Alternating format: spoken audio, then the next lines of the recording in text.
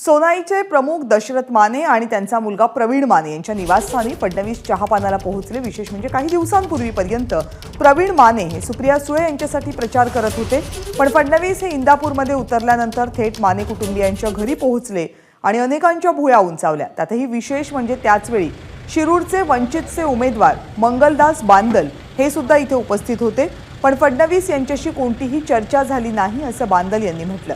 आता माने उद्या सकाळी 10 वाजता आपली भूमिका स्पष्ट करतील। या भेटी संदर्भातली आणखीन माहिती जयदीप भगत आपल्यापर्यंत पोहोचवतील। जयदीप। कविता, आज देवेंद्र फडणवीस इंदापूरच्या दौऱ्यावरती आहेत। बारामती लोकसभा मतदारसंघातील एक महत्त्वाचा विधानसभा मतदारसंघ म्हणून इंदापूरकडे पाहिलं जातं आणि या इंदापूरमध्ये जो राष्ट्रवादी आणि भाजपचा संघर्ष आहे त्यावरती कार्यकर्त्यांशी संवाद साधण्यासाठी इंदापूरमध्ये देवेंद्र फडणवीस आलेले आहेत। परंतु ज्यावेळेस इंदापूरमध्ये देवेंद्र फडणवीस हेलिकॉप्टरच्या माध्यमातून उतरले त्यावेळेस त्यांच्या स्वागतासाठी प्रवीण माने जे आहेत ते पोहोचलेले होते। त्यानंतर थेट देवेंद्र फडणवीस प्रवीण माने यांच्या घरी गेले।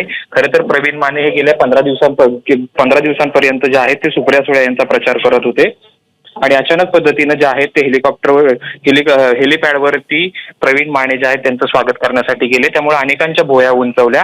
त्यामुळे आता प्रवीण माने काही वेगळी भूमिका घेऊ इच्छितात का असा जो आहे तो प्रश्न उपस्थित केला गेलेला आहे आणि उद्या सकाळी 10 वाजता जे आहे ती पुढची दिशा आहे प्रवीण मानेंची ती स्पष्ट करणार आहेत। परंतु जर प्रवीण माने यांनी जर सुप्रिया सुळे यांची किंवा शरद पवारांची साथ सोडली तर इंदापूर तालुक्यात त्यांचं मोठं जे आहे ते मताधिक्य आहे आणि त्याचा फटका जो आहे तो आगामी काळात सुप्रिया सुळे यांना बसू शकतो।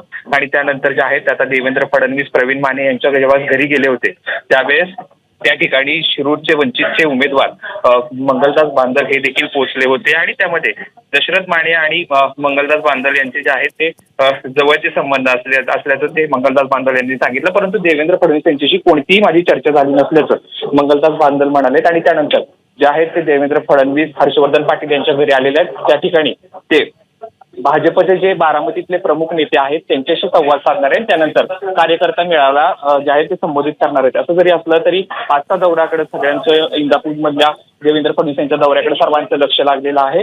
आता जे आहे ते देवेंद्र फडणवीस कार्यकर्त्यांच्या म्हणजे बारामतीचे स्थानिक नेते आलेले त्यांच्या भेटीसाठी गेलेले आहेत आणि त्यानंतर भाजपचा कार्यकर्ता मेळावा जो आहे तो इंदापुरात पार पडणार आहे। परंतु आजचा जो दौरा आहे देवेंद्र फडणवीसांचा तो कार्यकर्त्यांचा मेळावा असला तरी त्यांनी प्रवीण माने यांच्या घरी भेट दिल्यानं राजकीय राजकारण इंदापूरच्या किंवा बारामती लोकसभा मतदारसंघाच्या राजकारणात एक वेगळंच जे आहे ते बोललं जायला लागलं। राजकारणात जे आहे ती वेगळी चर्चा होऊ लागलेली आहे आणि त्यामुळे आता उद्या नेमकी प्रवीण माने काय भूमिका घेतात याकडे सर्वांचं लक्ष लागलेलं असेल। कविता, धन्यवाद जयदीप या माहितीबद्दल। आणि बारामतीमधले वंचित बहुजन आघाडीचे उमेदवार मंगलदास बांदल जे आज या बैठकीसाठी उपस्थित होते, काय प्रतिक्रिया दिली त्यांनी या सगळ्या भेटीनंतर बघूया।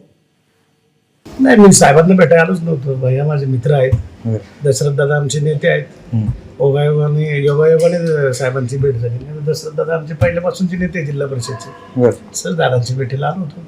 कारण असं देखील बोललं जाते वंचित नेहमी जे आहे ते भाजपला पाठिंबा देत असतं किंवा हातल्या हाताने मदत केली जातं असं आरोप केले जातात। त्या संदर्भात प्रॅक्टिकली विषय असा आहे की शरद पवारांना इथं पाठिंबा दिलेला आहे। काल सुप्रिया सुळेंनी ट्विट केलं आणि मला वंचितचा पाठिंबा आहे। आता वंचितचा जर पाठिंबा असेल आणि मी जर तिथं उमेदवार असेल तर मी कसं काय देवेंद्रजींच्या कार्यक्रमाला जाणार ना? मी दादांना भेटायला आलो। एबीपी माझा, उघडा डोळे बघा नीट।